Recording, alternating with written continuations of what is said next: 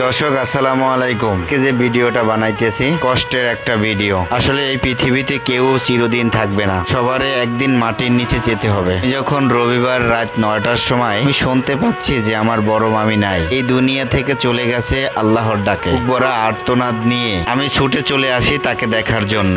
ভাগ্যের কি নির্মম পরিহাস, শেষবারের মতো জানাজার নামাজটাও আমার কপালে জুটলো না। কারণ কি জানেন, ছিল একটা ক্যান্সারের রোগী। শেষ গোসল দেওয়ার পরে তাকে 10 মিনিটও আর উপরে রাখা গেল না। তাকে জান্নাতুল ফেরদাউস নসিব করুক। আমার বড় মামির জন্য আপনারা সবাই দোয়া করবেন। এই পরিমাণ বৃষ্টি পড়ে কবরটা অবশ্যই ডাকতে হবে। ওটা ডাকার জন্য কিছু পলিথিন কেনা দরকার। আমরা মামাতো ভাই এবং খালাতো ভাই মিলে পলিথিন কেনার জন্য দোকানে চলে আসলাম। পলিথিন কেনা টেনা শেষ। আমার মামাতো ভাই দেখেন ওর বাইকটা ঘুরাই নিতেছে। ঘুরাইতে একটু কষ্ট হবে, স্পেস কম তো। এই যে আমার মামাতো ভাইটা দেখতে পাচ্ছে, মামাতো ভাইটির হলো মা হারানো কি যে ব্যথা, হারিয়েছে সেই একমাত্র বুঝে। আমার এই মামাতো ভাইটির জন্য একটু দোয়া করবেন, যেন ওকে সঠিক বুঝ দেয় এবং ইসলামের পথে চলার তৌফিক দেয়। বাইকটি ঘুরিয়ে নিল এবং একজনের জন্য অপেক্ষা করতেছে। যার জন্য অপেক্ষা করছিলাম সে কিন্তু চলে আসলো, বাইকটিতে বসে গেল এবং এখনই আমরা সবাই মিলে চলে যাব। যার জন্য আমরা অপেক্ষা করতেছিলাম সে হলো মামাতো ভাইয়ের বোন জামাই। আমরা এখন রওনা দিব আমির কবরস্থানের উদ্দেশ্যে। আমাদের সাথে থাকুন এবং দেখতে থাকুন। পৃথিবীতে কার কখন মরণের ডাক আসবে কেউ কিন্তু বলতে পারে না।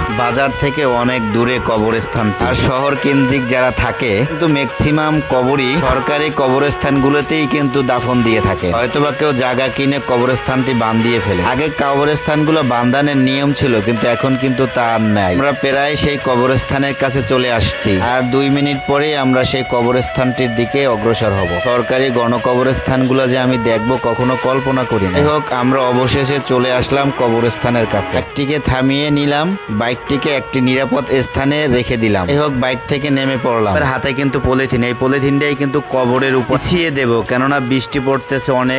কবরটি নিরাপদ রাখার জন্য পলিথিনটাকে কবরের উপরে ছড়িয়ে দেব। সামনে আমার খালাতো ভাই পলিথিন নিয়ে হাঁটতেছে। কবরস্থানের দিকে অগ্রসর হলাম। কি বলবো এই কবরস্থানের কথা, এখানে হাজারো মানুষ শুয়ে আছে। আপনারা কি করেন টাকা দিয়ে, কি করেন ক্ষমতা দিয়ে। ক্ষমতা আর টাকা এখানে যদি আসেন সব কিছু ভুলে যাবেন। যারা শুয়ে আছে তারাও কিন্তু ক্ষমতাবান ছিলেন, তাদেরও কিন্তু কোটি টাকা সম্পদ ছিল। আজ দেখেন টাকা এবং ক্ষমতা কিছুই কিন্তু সাথে যায় নাই।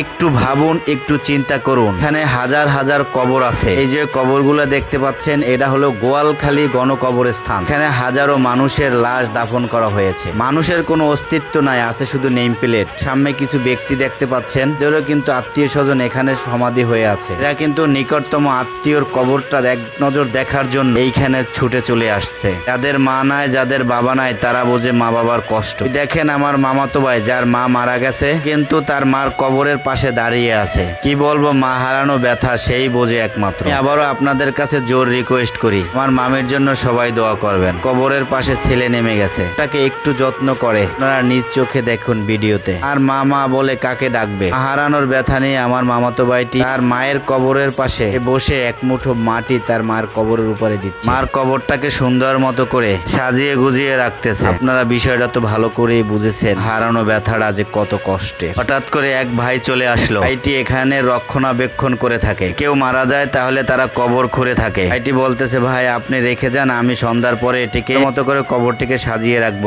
মতো ভাই তার মুখের দিকে তাকিয়ে রইল। ভাইটির সাথে অনেকক্ষণ ধরে কথা বললাম। প্রতিদিন 8-10টা কবর এভাবেই খুঁড়তে হয়। এইতে যদি আমাকে কেউ খুশি হয়ে বকশিস দেয় তাই আমি নিয়ে থাকি। এর কোনো মাসিক বেতন নাই, আমাদের কোনো মাসিক ইনকাম নাই। কবর খুঁড়ে কেউ যদি আমাদেরকে খুশি করে তাহলে ওইটাই আমরা খুশি। ভাইয়ের সাথে দীর্ঘক্ষণ কথা বললাম। বলে পাশে আরো তো কবর আছে, আপনারা বুঝবেন না, রেখে দেন, আমি আমার মতো করে কবরটাকে সুন্দর মাটি দিয়ে রাখবো।